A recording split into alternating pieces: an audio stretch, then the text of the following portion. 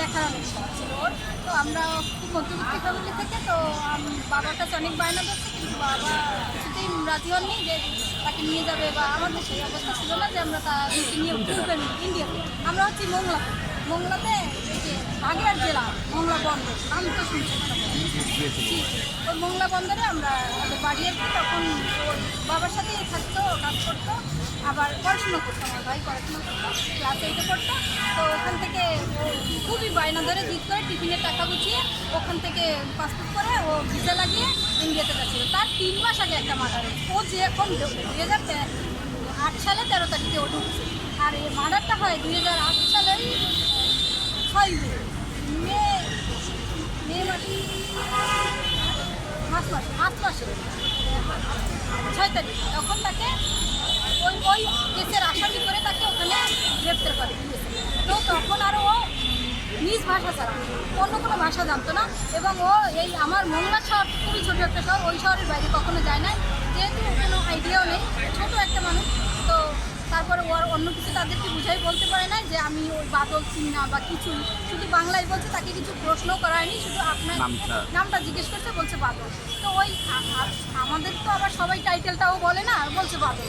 এই বাদল শুনে তাকে অ্যারেস্ট করে তাকে দিল্লিতে নিয়ে যায়, তাকে জেলে দেওয়া হয়, এবং পরবর্তীতে তাকে ওই আসামি করে ওই আসামির সাজায় তাকে করা হয়, সাজা দেওয়া হয়। সাজা দেওয়া হলে ওখানে 10 বছর সে সাজা কাটে। সাজা কাটার পরে তাকে বাংলাদেশ সরকার, ইন্ডিয়ান সরকার মিলে বন্দি বিনিময় চুক্তি করে তাকে দেশে ফিরিয়ে আনা হয়।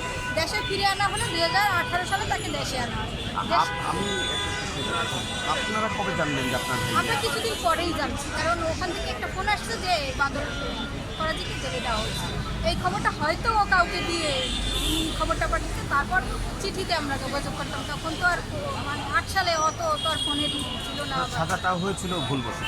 জি, ওখানে সাজা দেয় তাকে, যখন তাকে অ্যারেস্ট করা হয়েছে। এখন দেখেন ও এটার সাথে অনেক আসামি ইনভলভ ছিল, সরি সরকারি লোক ইনভলভ ছিল, অনেক কিছু ছিল তার, আর ওর পক্ষে কেউ ছিল না।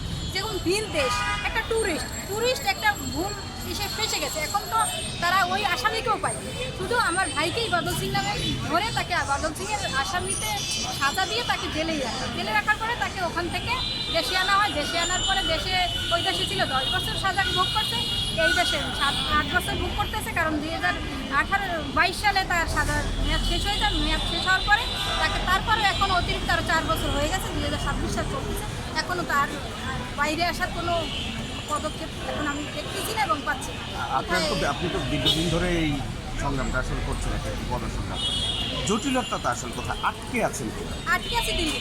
যেই দিল্লিতে ঘটনাটা হয়েছে, এই দিল্লিতেই আটকে আছে। কারণ যেমন ইন্ডিয়াতে এখন আমরা যদি জানতে চাই বা জানতে পারি, তারা বলে যে দেশের নাগরিক সে দেশে ফেরত দেওয়া হয়েছে, এখন আমাদের হাতে কিছু নেই। কিন্তু আবার আমার দেশেই যদি আমি বলি যে তাকে তো দেশে আনা হয়েছে, এখন তার মেয়াদ শেষ হয়ে গেছে, তাকে কেন মুক্তি দেওয়া হচ্ছে, তাহলে তারা বলছে এই দেশের সরকার বলতে সরকার, আমি তো প্রধানমন্ত্রীর কাছে যেতে পারি না, তাদের সরকারের লোকের কাছে যেতে পারি। আমি স্বরাষ্ট্র মন্ত্রণালয়ের কাছে কথা বলছি, তাও এই বর্তমান সরকারে না, অন্তর্বর্তী সরকারের আইন উপদেষ্টার সাথে আমার কথা হয়েছে আসিফুল স্যারের সাথে। সে বলছে তার কারণ সে বিষয়টা জানতো। 2019 সালে সে এক কলম লিখেছিল ভুল বিচার, তৎকালীন সরকারের থাকার সময়। কিন্তু সে যখন আইনে ছিল তখন আমি তাকে নক করার চেষ্টা করছি, যোগাযোগ করার চেষ্টা করছি। আমি আশা ছিলাম অনেক তার কাছ থেকে বিশেষ, যে আমি হয়তো সে যখন আমার ভাইয়ের বিষয়টা জানে এবং সে নিজেও লিখেছিল এক কলম যে ভুল বিচার, তাহলে সে অবশ্যই কিছু করবে। কিন্তু আমি ব্যর্থ, যে আমার আশাটা পূরণ হয়নি। যে আমার এখান থেকে কি বলতেছে, মানে তারা এখন কোন জায়গায় আছে? যে ইন্ডিয়া থেকে একটা লেটার ইস্যু হবে, ওইটার জবাব আসলেই আমরা তাকে মুক্ত করে দেবো। ইন্ডিয়ার হস্তক্ষেপ ছাড়া আমরা মুক্ত করতে পারি না। এখন ইন্ডিয়াতে যদি আপনি যদি আমাকে একটা চিঠি দেন, চিঠিতে যদি অর্ধেক লেখা থাকে, সেটা তো আর আমি অ্যাকসেপ্ট করবো না। তাহলে স্বরাষ্ট্র মন্ত্রণালয়ের মতো জায়গা থেকে ইন্ডিয়াতে চিঠি লেখা হচ্ছে বাংলা। এখন আপনি কি মনে করেন একটা ইন্টারন্যাশনাল ব্যাপার বাংলাতে নেয়? তারা এই বিষয়টা নেয়। তারপরেও নেক্সট বছরও পাঠানো হয়েছে, সেটা দিচ্ছে স্পেলিং মিস্টেক। এমন জায়গা থেকে এইরকম একটা মারাত্মক ঘটনাটা, এটা কি আপনি মনে করেন না গাফিলতি ছাড়া আর কিছু?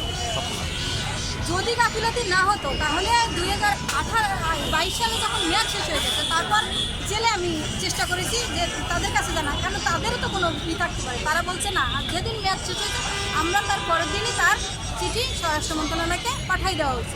ওখান থেকে সামনে আরও যেখানে যাবে আইন, স্বরাষ্ট্র, পররাষ্ট্র সকল মন্ত্রণালয় হয়ে সামনে যাবে।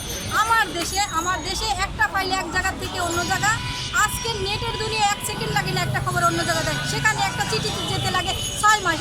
তাও আমার দেশে ঘুরতেছে, আমার দেশে একটা চিঠি ঘুরে 6 মাস, 3 মাস, 9 মাস, এভাবে ঘুরে ঘুরে একটা দেশ বেরোতে অনেক বছর লেগে যায়। তাহলে একটা মানুষের জীবন তো এখানেই শেষ হয়ে গেছে, তাহলে জেলের বাইরে আসবে কবে, আর ওই চিঠিই বা ফেরত আসবে কবে? বলেন, এগুলো কি মিথ্যা? তার মানে ভারতীয় এক ভুল বিচারের শিকার হয়েছে ভাই। এরপর এখন যেটা হচ্ছে যে দেশেও আসলে আইনি মার পেছে। আইনি মার পেছে না, এখানে আইনি মার পেছে কিছুই নেই। আপনি তো আমার কাছে চিঠি চাচ্ছেন যে এটা তুমি দিলে আমি তোমাকে স্বাক্ষর করে দিতে পারেন, আপনি তো ঠিক মতো দিচ্ছেন না, তাহলে আমি এটা স্বাক্ষর করবো কোথায়? এরকমই একটা রয়ে গেছে যে আমার দেশের সরকার যদি লিগালিভাবে সঠিকভাবে সঠিক নিয়ম মেনে তাদেরকে একটা চিঠি দেয় যে এটা বাদল ভারতীর মেয়াদ শেষ হয়ে গেছে এবং তার এখন মুক্তির আশায় আমরা তাদের কাছে আবেদন করি। আমাকে বলেন যে আমি যদি আমার কোনো জায়গা থাকে যে আমি করব, যে চিঠিটা আমাকে লিখতে হবে, আমি সেখানে পৌঁছাতে হবে, তাহলে আমি লিখে দিচ্ছি, সেখানে তাকে অবশ্যই তারা স্বাক্ষর দেবে। কারণ মানবিকতা সব দেশেই আছে, যেখানে ভুল আছে সেখানে ভুল সংশোধনও আছে। তাহলে তাকে যখন ভুল বিচারে সাজা দেওয়া হয়েছে, সাজা তো কেটে গেছে, সাজা তো আর রয়ে যায় না। সাজা যেখানে কেটে গেছে, এখন তার জীবনের বাকি দিনগুলো কি সে বাইরে কাটবে নাকি জেলের ভিতরে? এটা কি চায় সরকার আমি তা জানি না, কারণ এই সরকার তো সকল কিছু জানেও না। এখন সে যেন এই সকল কিছু তো জেনে সঠিকভাবে আমার ভাইকে সযত্নে খুব দ্রুততার সাথে তাকে মুক্তি দেয়, এটাই আমাদের আশা। আমার বাবা তো মারা গেছে, মা যেন বেঁচে থাকতে তার সন্তানকে এক নজর চোখের সামনে দেখে এবং বুকে জড়িয়ে ধরতে পারে যে হ্যাঁ আমার সন্তান এখন আর জেলে নেই, জেলের বাইরে চলে এসেছে, আমার ঘরে এসেছে, আমার বাড়িতে এসেছে। সে যেন নিজের হাতে এক মুঠো ভাত তার নিজের সন্তানকে খাওয়াতে পারে। দীর্ঘ 18টি বছর তার সন্তান থেকে এবং সন্তান মায়ের কাছ থেকে দূরে, শুধু একটা ভুল বিচারের কারণে। সেটা নিয়ে আমরা কিচ্ছু বলতেছি না, শুধু আমার ভাইয়ের মুক্তি চাচ্ছি। এখন এটাও কি আমাদের পাওয়াটা ভুল না চাওয়াটা ভুল? কোনটা ভুল? আমাদের ভুলটা কোনটা, এটা আমরা জানতে চাই এবং আমার ভাইয়ের মুক্তি চাই, এটাই আমাদের।